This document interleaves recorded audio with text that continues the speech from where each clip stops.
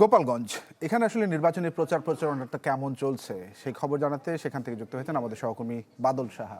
বাদল, দাঁত কি ডিটারজেন্ট দিয়ে মাজেন? তাহলে ডিটারজেন্ট কিভাবে টয়লেটকে ঝকঝকে পরিষ্কার করবে? তাই বেস্ট এভার হারপিক। ডিটারজেন্ট না, বেস্ট এভার হারপিক নিন।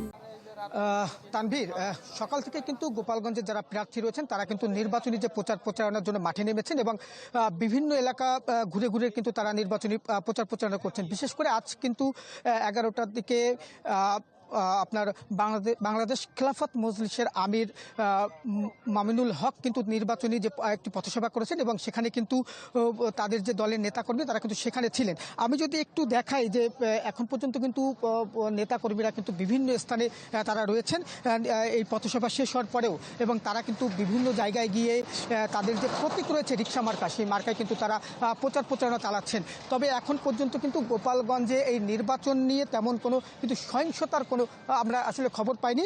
এক কথায় বলা চলে যে একেবারে নির্বাচনী যে আমেজ, সেই আমেজেই কিন্তু নির্বাচনী প্রচারণা চলছে। এছাড়া কিন্তু এই নির্বাচন সুষ্ঠুভাবে সম্পন্ন করতে কিন্তু প্রশাসনের পক্ষ থেকে ব্যাপক নিরাপত্তা ব্যবস্থা জোরদার করা হয়েছে। এই ছিল আমার কাছে গোপালগঞ্জের নির্বাচনী বাদল ধন্যবাদ আপনাকে আমাদের সঙ্গে যুক্ত হওয়ার জন্য। গোপালগঞ্জ প্রচারণা খবর জানাচ্ছিলেন বাদল সাহা।